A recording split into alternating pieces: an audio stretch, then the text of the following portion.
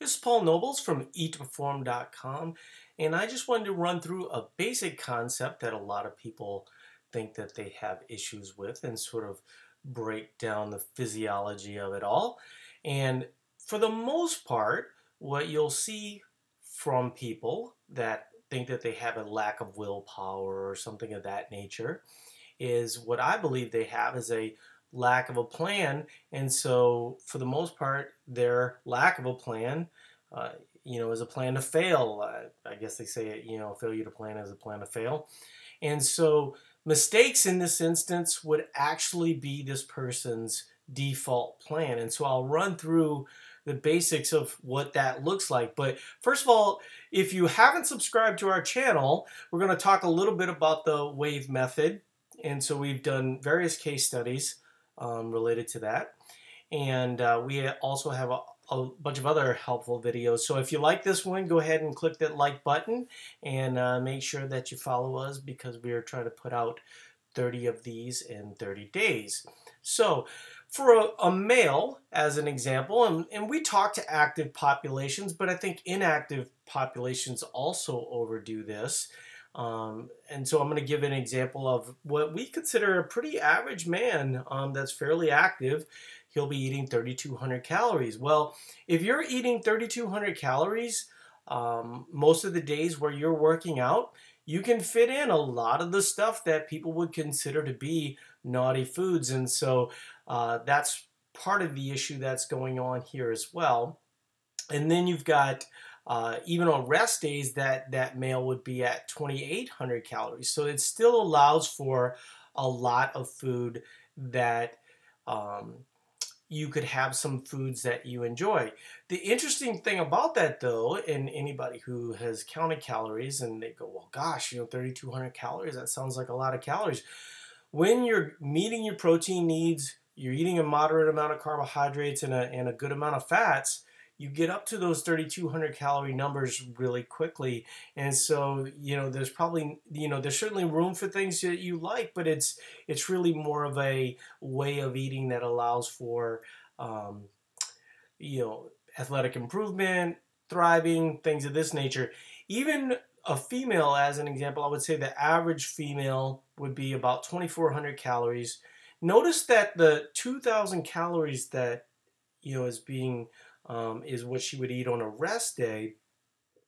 That's actually the standard recommendation that most people consider maintenance calories. And we think that's sort of a joke because most of the people we know that are fairly active. And so if you're eating much less than that, then it probably explains some of your behavior.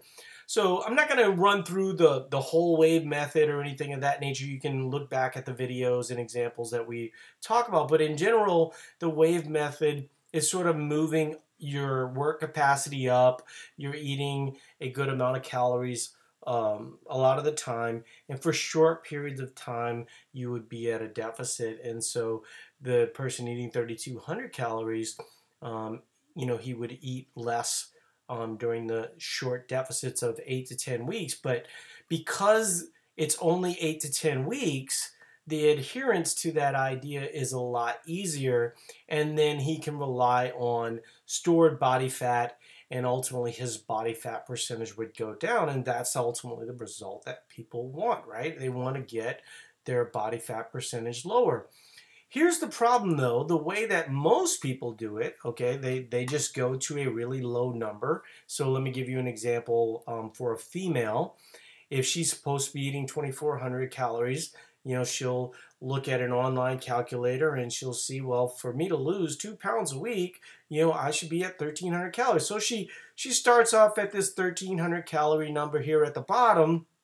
And then 5 days in, someone brings in cookies and cakes at work, and she kind of has that binge day. And of course, she feels a little bit guilty about that because she's supposed to be at 1,300 calories. And so maybe she says, well, for a day or two, I'm going to be at 1,100 calories, and I'm going to go ahead and diet a little bit more aggressively, but also maybe add in some more exercise and things of that nature. And naturally, your body really wants to be at this 2,400 number, and so you're ultimately going to, not be relying on stored body fat at this point, and you're going to be sort of a slave to convenience and a slave to all these cravings because you're just being too aggressive too quickly. And then ultimately what you see here is the person just giving up and then adding more body fat in the process because they had a bad plan in the first place. And so in the binge method type of way of eating, which is kind of all too typical for most people, binging actually was their plan. They just didn't know that they were on the binge plan. And there is another extreme, and I'll talk about it here. And rather than wait for it to be the third one, you might actually not be able to see this, but the other extreme with the binge method is when you sort of stick to this bad plan. And so quality of food and quantity of food become like your life and your religion, and you feel almost painted in this corner.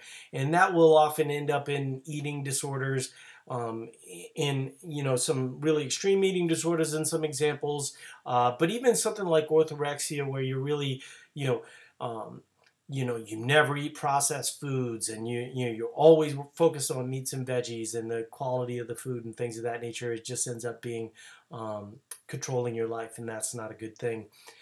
One thing we used to talk about a lot at Eat to Perform, we used to get this question all the time, but now I think people have sort of slowed on this idea. It's the fact that you're sugar addicted, and you'll often see these binge people talk about being sugar addicted when in fact they're actually food addicted or energy addicted. They're just not eating enough food.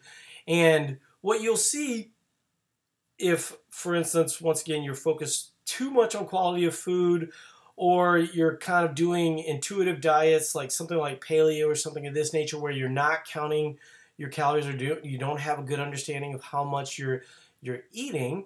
And so rather than eating close to these 2,400, 3,200 that your body might actually want, you're actually more at 1,400, or in the case of a male, maybe 1,800. And so your body's just naturally craving more food. And so it's not going to crave, it's not going to crave chicken and kale. That's the big running joke at Eat to Perform, even though I ate chicken and kale for lunch today. But it's not going to crave chicken and kale. It's going to crave cupcakes. It's going to crave like really energy dense sources. And so some energy dense sources are good for kind of meeting your goals, but in general, you kind of want to have more nutrient dense sources, but not focus on so much nutrient density that it doesn't allow for some flexibility in the way that you eat. And so the other thing that I see with a lot of people is that they end up eating a lot of foods that they don't like. And so when that happens all the time and you're introduced to a food that you like, oftentimes you'll end up overdoing it. And so I think anything that you do, one of the things I talk about in our live seminars, there's a friend of mine who, he's like, man, every time I do paleo, I lean out really good. And then, the minute I'm off of paleo and I start putting croutons on the salad, all the weight comes back. And I'm like, man, that doesn't make any sense. Like, croutons, 60 to 100 calories at the most. And he's like, well, maybe it's the beer. I'm like, yeah, it's always the beer, dude. It's never the croutons. And so, if you're going to have beer, or if you're going to have cheesecake, or if you're going to have pizza, things of this nature, it's not that any of those things are bad for you necessarily. It's that, I would plan for those and maybe just not eat those as often. You would have to have a really high energy level to justify that amount of food all the time. And so the other thing that I have kind of been talking a lot about to our Eat to Perform members, and if you're not a member, you should really consider being a member, because we do a lot of cool stuff with the people that we work with. But one of the things I talk about a lot is that if I'm going to have pizza, as an example, or if I'm going to enjoy pasta or something like that, in general, it's got to be a home run. And I'd like to hold myself to that standard, that way I enjoy those foods that much more. So just any old $5 pizza isn't going to do. And so what you end up doing is you sort of plan it around date night and kind of these bigger events. And it's a better way to come up with a good plan that you can stick to sort of easily. It's these big, long dieting cycles that are really super aggressive that make things sort of hard to stick to. And so the way that we teach it is really kind of shorter dieting cycles where you're expanding your work capacity for longer periods of time, you're getting better at exercise, and you're feeling better about yourself in general. This method sort of makes you feel yucky, and then these spikes up sort of make you feel guilty, and so that's not necessary. You don't need to do that anymore, and so that's a big part of what we kind of introduce to people. So I hope this is helpful to you guys, and like I said, hey, join us. We're a fun group. We can really help you with the things that you're probably struggling with, and we've got roughly 20,000 members right now that are pretty active in what we do. So I appreciate everybody listening, and be on the lookout for other cool stuff in the next couple days. Thanks a lot.